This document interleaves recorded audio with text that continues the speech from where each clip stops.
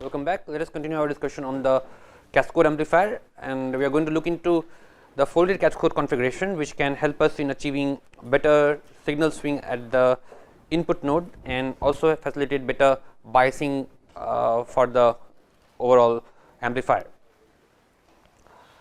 So, the basic operation involved in the folded cascode is you can start with the ideal current source, where our input device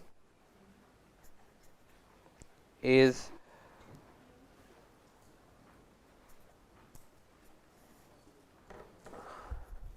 the NMOS, and you are having the cascode operation being provided by a PMOS device, and then you have another NMOS load. This is a single ended cascode. We will be looking into the differential version of that also, but it is important to look at the functionality here. Once we are comfortable with this, we can go for the differential version. So, here you have some input signal, which is some gate bias plus the AC signal V in, and we are looking at the output voltage over here, V out, and we need to look at the overall signal gain from here to here. What is happening in the overall signal propagation from the input point to the output point. These are again some gate bias voltages. If I call this M1, this is maybe M2, M3 and M4 with certain gate bias voltages. And now, if I look at the overall operation, if I assume that this is a DC bias current and which is an ideal current, the current, the small signal current provided by M1, which is GM1 V in, right. This is the small signal current provided by M1 if you are applying an AC signal at the gate of M1. If this is an ideal current source, the small signal impedance of the IDC is very large, infinite ideally, and therefore, this entire small signal current will be flowing into this direction, right. So, this entire GM1 times V in flows here, because for the AC analysis, this ideal current source is going to be open circuit, it is not going to have any small signal current flowing. As a result, this entire GM1 V in goes in. What is M2 doing over here? If I forget about the first part of the circuit, M2 is acting like a common gate circuit, where the input signal is at the source, gate is at the AC ground at a potential, fixed potential, and therefore, whatever small signal current flows into the source of M2 will be injected at the drain of M2, and whatever impedance it sees over here at the drain, that current will be multiplied by that impedance and give you a voltage. That is what we have studied for the cascode stage. So, if I look at the situation of M2, it is having some small signal resistance connected in the drain. What is that impedance? This is M2 with gate AC ground. You are having some signal which is GM1 times V in, and it is having a large impedance given by the impedance looking into the drain of M3, which is GM3 RO3 times RO4, right. So, impedance looking into the drain of cascode device is going to be GM3 RO3 times RO4. And as a result, whatever signal comes in over here. So, if I draw the directions correctly, the GM1 V in is from the drain to source. So, the GM1 V in direction is this, and as a result, the same current, whatever current enters into the source of M3 should be coming out of the drain of M3, and as a result, this current will be getting override by this factor. One factor that I missed was the RO of the M1 itself. So, you know that you also have a RO of M1 over here, right, and looking into the direction of the source of M2, what is the impedance? RO we have discussed, right. So, that will be given by this large impedance GM3 RO3 RO4 divided by GM2 RO2. So, the impedance looking into the source is equal to the drain impedance divided by the intrinsic gain, which is GM2 RO2. So, this is going to be of the order of RO. So, the impedance looking into the source of M2 is also RO, and for this M1, therefore, the scenario is that the M1 itself is having its small signal RO from drain to AC ground, because the RO appears between drain and AC ground, drain and source is at AC ground, and the DC current is anyway open. So, it does not give you the ideal. So, this does not give you any impedance, it is infinite, and then you are having the overall impedance looking into the source of M2, which is also RO. So, whatever GM VGS is produced by this MOSFET half of that only goes into the RO, which is looking into the source of M2.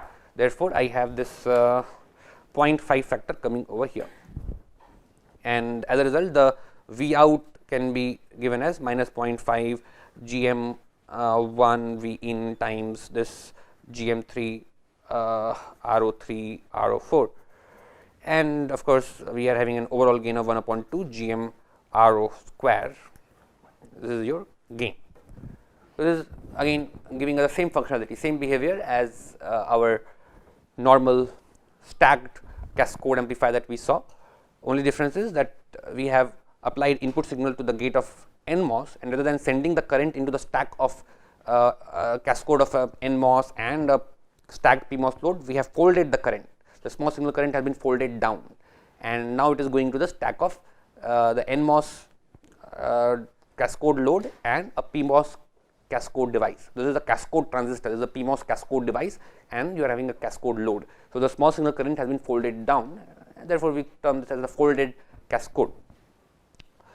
And of course, we can look at the overall DC potential over here. Now, if I replace this by a non-ideal current source, then we can talk about the DC biasing point over here and the signal swing over here. So, let us replace this by non-ideal current source, and then look at the modified gain and then the signal swing at the output point and the input point. So, what is the difference in this signal analysis if I replace it by an a non-ideal current source realized with the help of just a simple PMOS transistor supposed to supply some fixed current. So, I can realize it with the help of a PMOS transistor, and this is in turn biased with some reference branch that we can construct, right.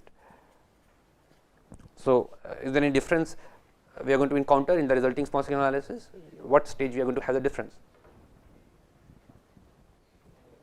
So, we can see that this is going to give you another impedance RO3, RO whatever number is. So, here you have an RO looking into the drain of this PMOS, and now you have another RO over here and RO of the M1 also. Therefore, only 1/3 of that small signal current goes out, and therefore, you are going to have 1/3 factor coming over here.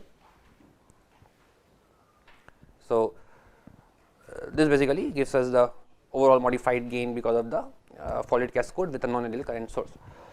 Now, once we have this, we can also look at the other factors like the signal swing, DC bias conditions and all. So, let us do that in a fresh diagram. Any question before we proceed and look at the DC biasing, signal swing? Bandwidth point of view or frequency response point of view, again we have similar scenario. Even if we have this configuration, the overall amplifier is going to have this one as the critical or the high impedance node, because if you look at the impedance over here, once again it is going to be the impedance looking upward, R up parallel R down. R down is still GM RO square, GM times RO square. R up, what is R up? So, only difference is that in the source of M2, rather than having RO, now you have RO by 2, and therefore, the impedance will be GM RO of M2 times RO by 2. Order is similar, GM RO square by 2. So, therefore, you are going to have similar magnitude of the small signal resistance over here, and hence the pole magnitude also remains similar, and the other points you still have impedances given by close to RO by 2. So, at this point you have RO of this MOSFET, RO here, and the RO of the PMOS M2. As a result, you are having RO by 3 over here. Here also you are having similar values. So, at these 2 points, once again you have non-dominant poles, and the output point you have the dominant pole. So, from the point of view of frequency response, the behavior remains more or less similar. This is clear, the small signal analysis and frequency response. Any question before we look into the signal swing once again? Sir, here we need the gain voltage of first NMOS also is defined, otherwise. Sorry? Voltage of first NMOS. Drain voltage. Yes, so? Because it is going to PMOS source, so how means it, if it is small, then there will be problem. No, that has to be defined properly. So, of course, it has to be sufficiently high so that we are able to directly connect to the PMOS source.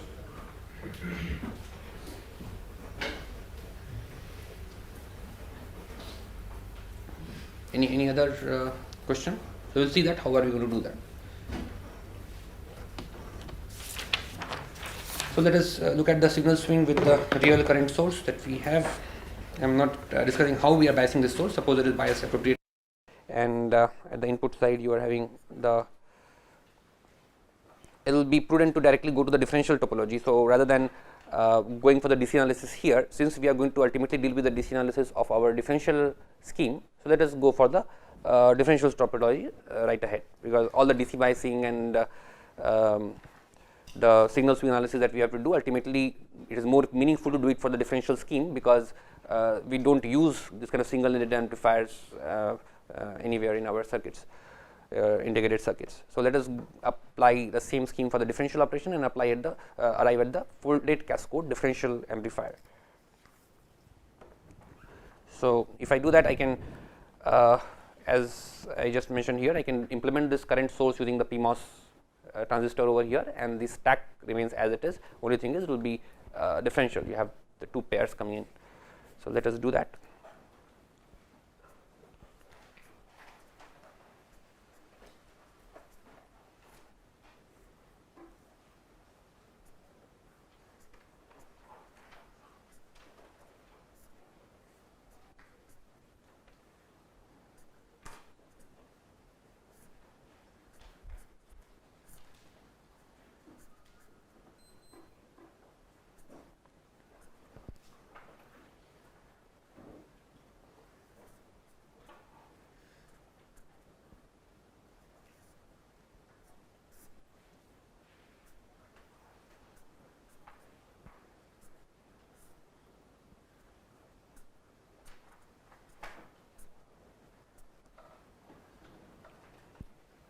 So, for the time being I am not discussing how these will be biased, I will arrive at that very soon. So, this is the overall differential scheme that you have. Assume that these are appropriate DC biases, and this is again tail current source for the differential pair. And if I look at the similarity between the single ended one and the corresponding differential topology, once again if I look at the differential half circuit, so this becomes AC ground. As a result, this is your M1. The current source over here is being realized with the help of the PMOS over here, and then you have the other PMOS and 2 NMOS in stack coming over here. So, the differential half circuit will be exactly same as what we just discussed. Is it clear? No issues with the translation to the the differential topology. Now, right now I am drawing it as a fully differential topology. I can also convert it into a differential to single ended version. So, we will look at the two schemes. So far we have been discussing the fully differential topologies. Let us stick to the differential one, and then we will also discuss briefly the single ended output one. So, in those cases how does the signal swing etc. change, or how does the biasing scheme change, so that will be discussed briefly, but let us stick to the fully differential. So, here once again the output points are over here, and we can look at the output common mode level that is required for maximum symmetric swing. So, this is now symmetric on the upper side and the lower side. So, the stack is symmetric for PMOS and NMOS. So, you do not have a tail current source over here, and therefore, as per our earlier analysis, we can conclude that the maximum and minimum output voltage that you can have is going to be VDD minus 2V overdrive on this side. Lower side you can have 2V overdrive, and therefore, the V out max is VDD minus 2V overdrive. You can call it V overdrive P, assuming it to be close to V overdrive of N also, and V out min is 2V overdrive. And again, if you want to verify, you can just trace from the bottommost level. So, the voltage over here is going to be the VGS of the MOSFET. So, if I say call this the M1, M2, let me call this 1. So, both together are 1, and this is together 2, 3, 4 and 5, this one 6. So, I am just numbering the pairs. So, here if I look at the bottommost level, so you are having some VGS2, the minimum allowed potential at the drain that you can have, VD2 min is VGS2 minus VT2, and corresponding to that you have a minimum allowed gate voltage at G3. So, VG3 min is equal to VD2 min plus VGS3, and as a result the output V out min is going to be VG3 min minus VT3, and hence this is nothing else but VGS2 minus VT2 plus VGS3 minus VT3, hence this is equal to 2V over drive. This is the best you can have, minimum allowed potential, provided the VG3 is also equal to VG3 min, and the source potential of M2 is also equal to the VD2 min.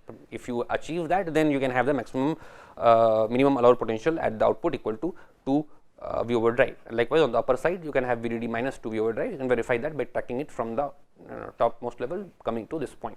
So, for a given VG5 you will have VG plus mod VT, corresponding to that the maximum value we can have over here is VG minus plus mod VTP minus VSG, again minus VSG plus mod VTP. So, again you will get the same expression. So, from the output side we have this particular scheme, and we are trying to go to we are going to have a bias which is going to help us in achieving this maximum and minimum voltage level. That is one target for this design. And now we can also look at the input side. So, input side, this is similar to our differential amplifier with current source load. So, you are having input pair, and the drain side is connected to PMOS, and therefore, the limitation on the input common mode range or the input signal level is input common mode level is mitigated, because here the output DC point can be pretty high. The maximum value that you can have over here is VGP plus mod VTP. In order to get maximum possible swing at this node, you would like to push this DC point to maximum possible value, which is going to be VG5 VG5 plus mod VTP, right, and as a result the maximum value that you can have over here is going to be VG5 plus mod VTP plus mod VTP, which can be pretty large, and as a result the limitation on input common mode range on the upper side that we had in the original design, in the original example, it has been mitigated. It can go to a much larger value.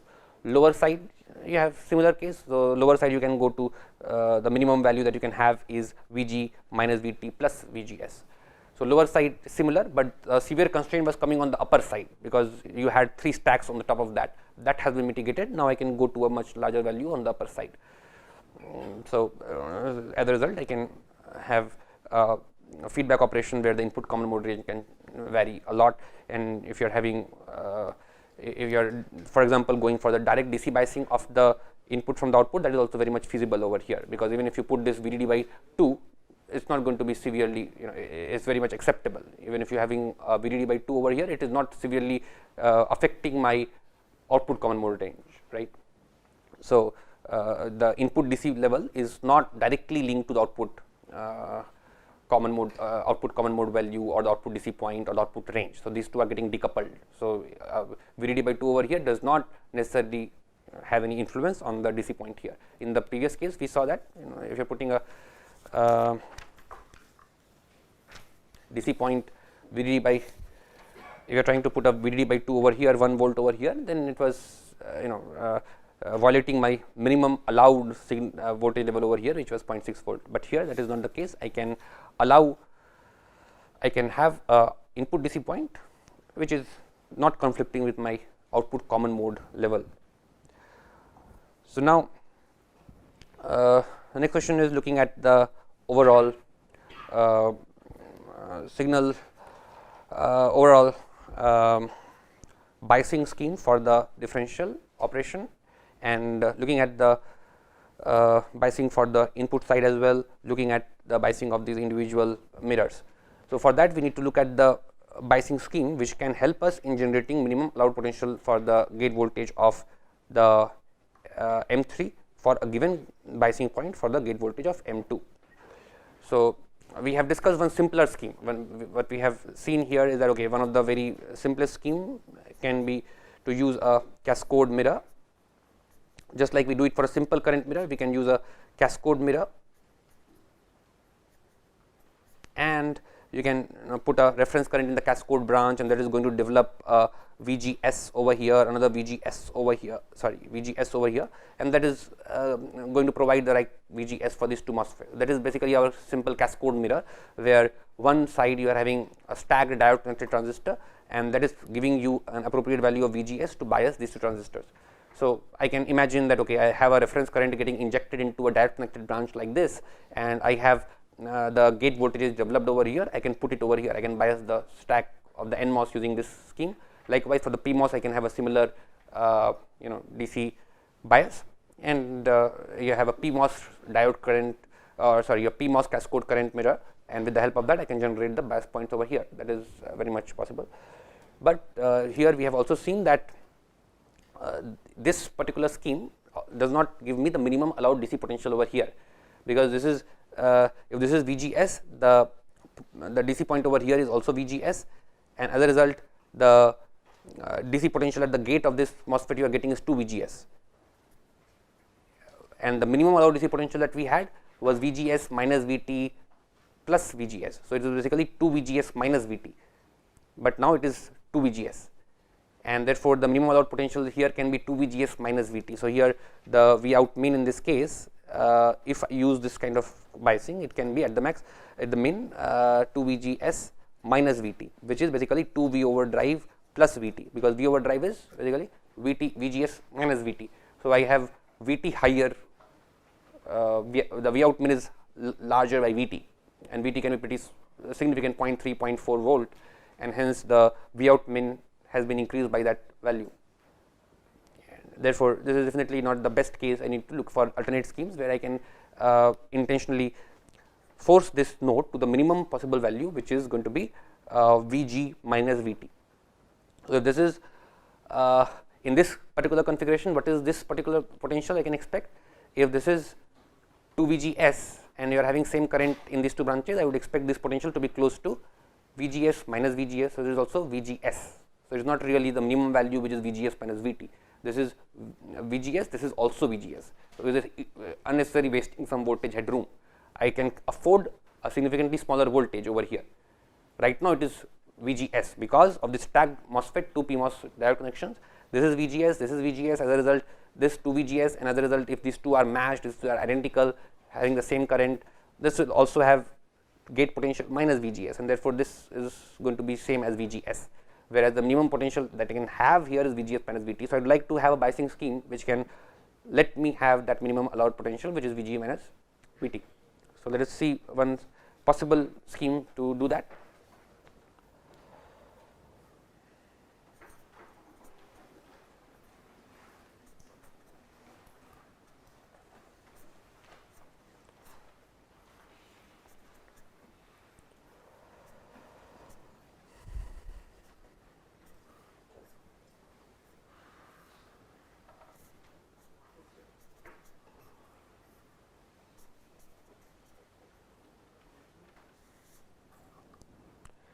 You call this say M1, M2, 3, 4 and 5.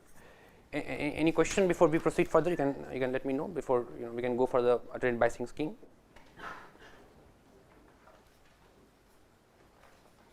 Right. So, here assume that these devices have W by L ratio, W by L, and here this one is having W by L upon n plus 1 square, where n is an integer. So, this W by L ratio is W by L upon n plus 1 square. If these two 4 and 5 are having W by L, this is W by L upon n plus 1 square. These two are having W by L upon n square. This is also having W by L upon n square. So, this is the biasing condition I have arrived at. So, you have W by L, W by L, W by L upon n square, W by L upon n square, and here you have W by L upon n plus 1 square. And as a result, I have to look at the required. I have to look at the DC gate voltage generated over here with respect to the reference current, and also look at the DC potentials at these 2 points, and figure out that if this is my output branch, this is my branch which is biased with respect to these potentials, what is the minimum allowed potential over here. So, what I am assuming is this 3 and 5 is like my transistor over here, this is 3 and 5, assume that I am trying to generate an appropriate value of gate voltage for biasing transistor stacks of 3, 2 over here. So, this is my output device. I am trying to find an appropriate gate potential for these two devices. Now, if I look at the V over drive, let me look at the V over drive of this guy. I can call this, let it be V over drive. I am enforcing same current in this. So, assume that this branch is also having the same current I ref, that is easy to do. I can just mirror the same current into this and same current over here. So, these two branches are having same current, and if I say that this M4 and M5 is having V over drive, that is VGS minus VT of M4 and M5 is V over drive, what should be the V over drive of this?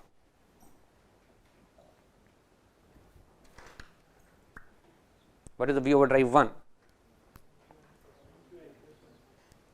V over drive 1 this is going to be n plus 1 times V over drive, because ID is V over drive proportional to V over drive square and times W by L, and therefore, here you are having n plus 1 square. So, ID is 1 upon 2 mu n COX W by L, which we are changing by factor of n plus 1 square, and then V over drive square. So, here if I have a ratio of W by L n plus 1 square, the V over drive will have ratio of n plus 1. Therefore, the V over drive of 1 is going to be n plus 1 times V over drive of these devices, and therefore, what is the VG1? VG1 is V over drive plus VT, because V over drive is VG S1 minus VT, S is 0. Therefore, VG1 is going to be V over drive 1 plus VT. So, V over drive 1 plus VT, which is n plus 1 V over drive plus VT, right, and that is the same gate voltage is applied at the gate of M2 as well as M3. Therefore, now what is the source? If I assume you have the same current flowing through M2, what is the source potential of M2? Vs2, which is going to be Vg2 minus Vgs2, right. So, basically Vg2, which is same as n plus 1 V over drive plus Vt minus Vgs2. What is Vgs2? Vgs2 is, once again I can write it down as V over drive 2 plus Vt. What is V over drive 2? It is having W by L upon n square, it will be n V over drive, m V over drive plus Vt, right. Vgs is V over drive plus Vt for MOSFET, and the Vgs2 is having W by L ratio, which is 1 upon n square. Another result, I can write the Vgs2 as n times V over drive plus Vt. This is basically same as V over drive 2 plus Vt2. I am assuming all the Vt's are same. So, I can see that you will get the n V over drive cancel, Vt cancel, you are just left with V over drive.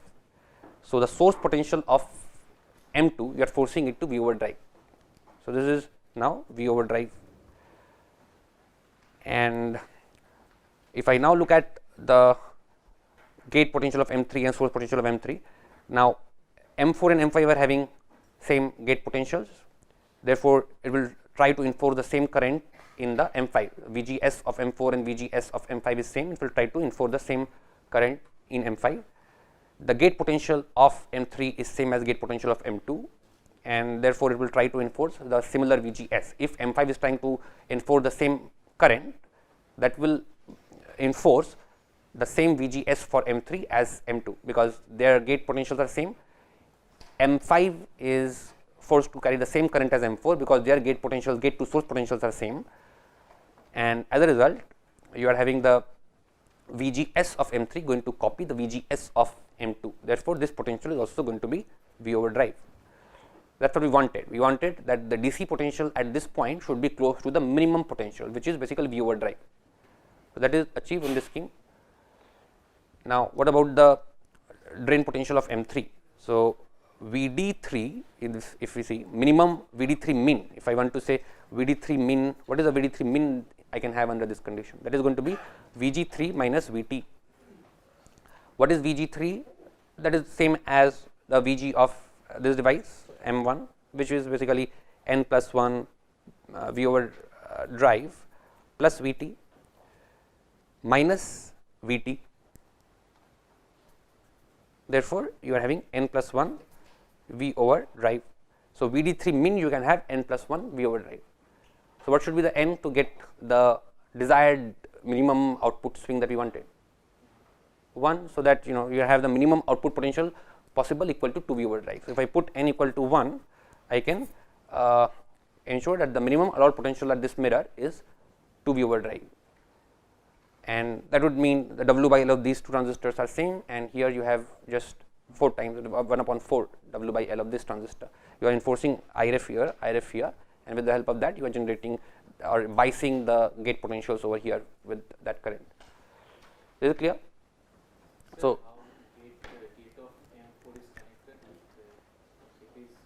M4 is connected to the drain of M2. Here you do not have any connection. This is not connection, not any connection. So, here this gate are connected. This you can say is a jumper over here, just to make it clear. There is no connection in this line. So, this is the gate of M4 connected directly to the drain of M2. Can you tell me what is the small signal? If I ask you to find out the small signal impedance looking into this node, what is it?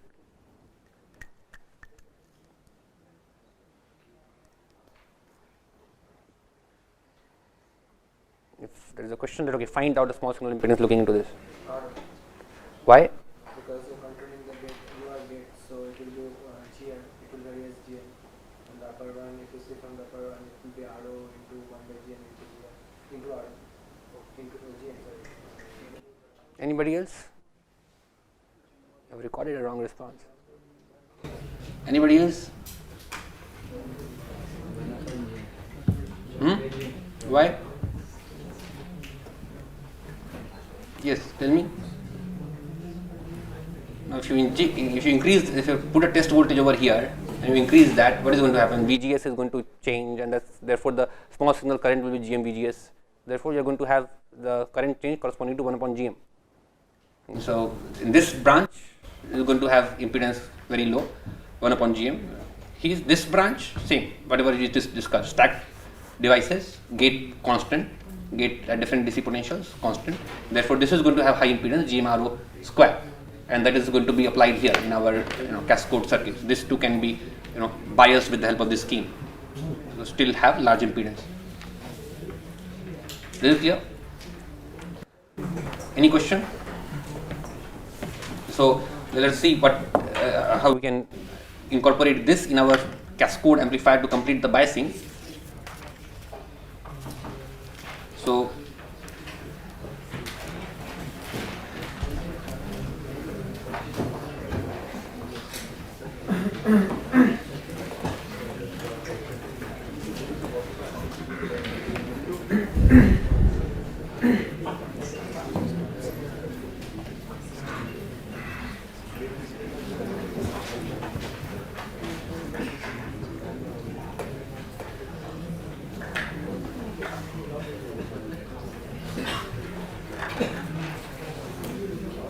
the NMOS part is more or less there. We can use the biasing scheme that we just discussed. You have this part anyway.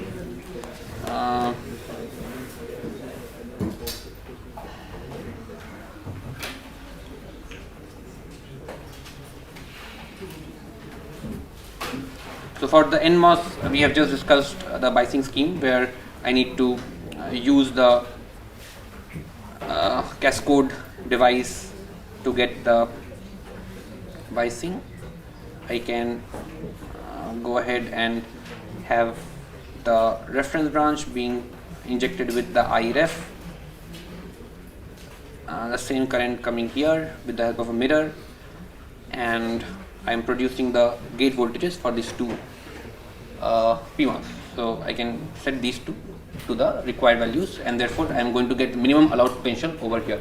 So the minimum lower side is serving the purpose. I am going to get the minimum allowed VG over here, minimum allowed source potential for this transistor over here. If I follow the convention, I had 2, this is 3, and this is 4, and this is 5. So lower side, the scheme takes care of my minimum allowed potential. So this is allowing me to have the DC potential over here close to, let me use this V over drive, and this is this DC potential is going to be close to V over drive, and minimum potential over here is going to be 2V over drive. I am allowed to have minimum potential over here equal to 2V over drive. That is what we have seen in this particular scheme. On the upper side also, I would like to bias it using a similar scheme. So this 2 PMOS is also carrying similar current, so I can construct another mirror for biasing this PMOS as well. So I can imagine that, okay, means I can have the similar structure for the PMOS. I can have PMOS reference branch, which is basically supplied with the same current IREF. So whenever you're seeing IREF, of course, we can mirror it. We don't need to have so many reference current. One reference current will be there, it will mirror at all these different points. And then I can have a PMOS basically, which is going to be taking the bias voltage here, and another PMOS which is connected over here, and I have to enforce the same IREF over here, and I can possibly use this gate voltage of the PMOS generated over here to possibly bias this. This is one possibility. Can I use this gate voltage to bias this?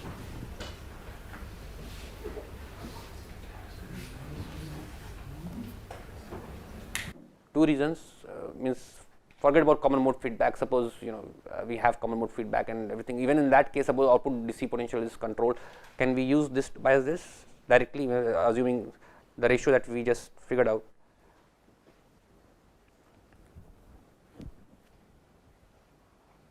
Any issue that we can see here? Remember, here when we looked at the overall scheme, we assumed that the current in these 3 branches are almost similar, and therefore we are having certain ratio over here. But if you look at the current here, so I can assume that the current here and here is similar, and as a result the current here I am trying to make it similar, but the current in this device is not same, because current in this device is supplying the current over here and also the current over here. So the current in these 2 PMOS devices, they are not same as the current in this one. So I cannot directly connect it over here and say that my overall biasing condition is met, because the current matching is not satisfied as we used it for the NMOS case. So we need to do something else, and apart from that, another serious issue is the common mode feedback that we also need to account for. So I must make sure that the output common mode level over here, that is close to the desired value, and for that once again I need to apply common mode feedback for the fully differential case, and make sure that we are able to control certain means one of these transistors in the stack, so that the output common mode DC level is achieved. So that will require additional discussion. If if we want to say construct a single-ended version means just like your differential amplifier with diode connected load, it has a single-ended output. So if you want to do that, what modification can be done in the lower part?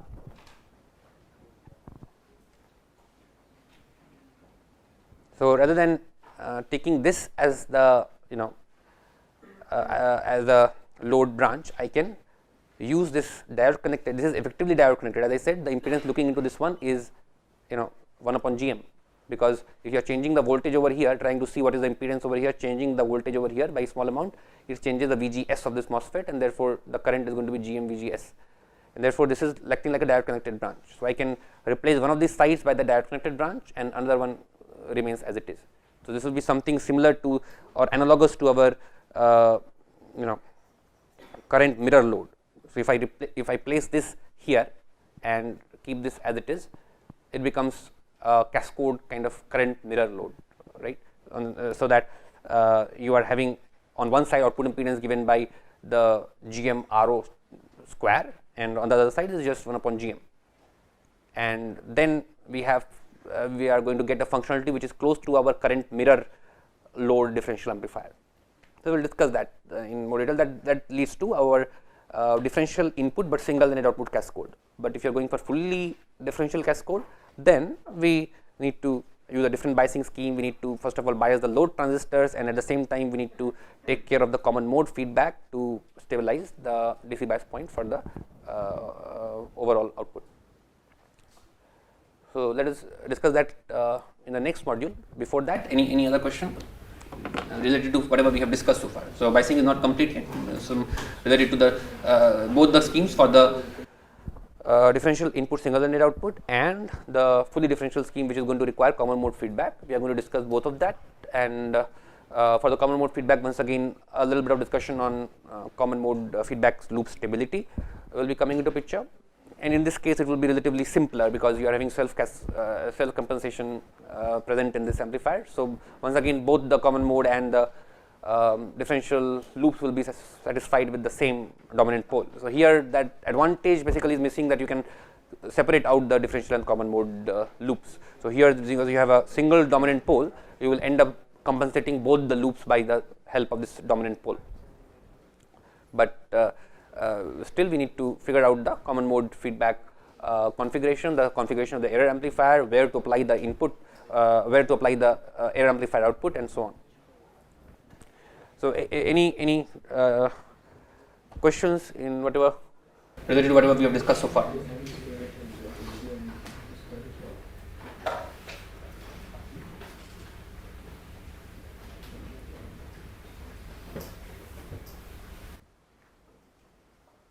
So, starting from the biasing the current mirror and how we are applying it to the bias the bottom two transistors, anything, any part which is not clear, especially in this biasing.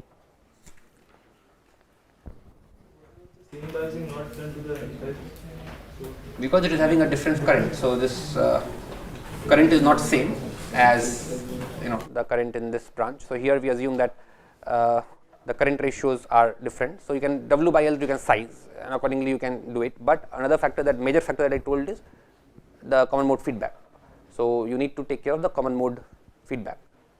So, probably you can still use this, you can still bias this PMOS with the help of this, but then you need to have at least one port where the common mode feedback will be coming, and this can be one port over here. So, I would probably like to control this one with the help of common mode feedback.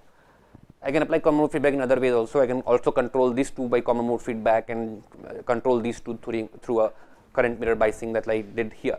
So, I can do either way. I can either control both these using common mode feedback, or both these using common mode feedback, or one of these using common mode feedback. All those possibilities are there, but at least one point I have to leave for common mode feedback if I am using a fully differential scheme.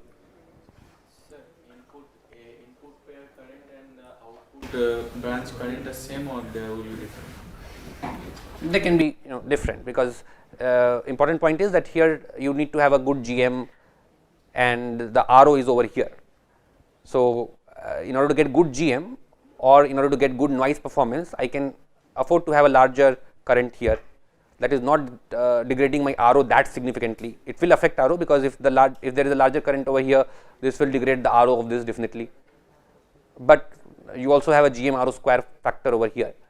Therefore, I can try to reduce the bias current in this stage, but retain a sufficient bias current over here, so that my GM of the first stage is good, W by L as well as bias current is good, so that the GM is large, and at the same time in this stage I can reduce the bias current, so that the RO over here is large.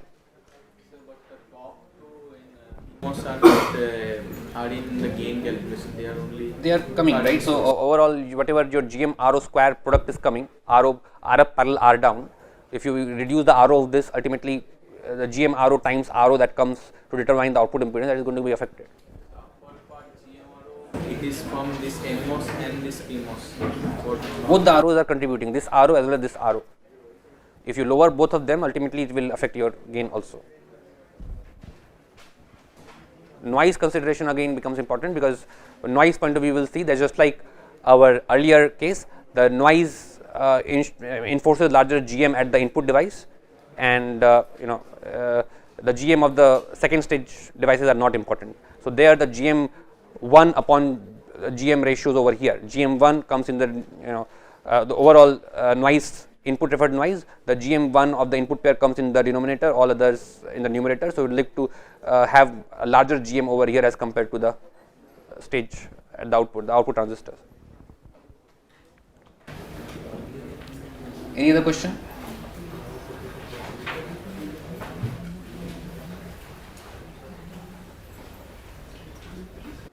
Okay, so we can stop here, and in the next module we can take up the rest of the analysis and complete the DC biasing and common mode feedback.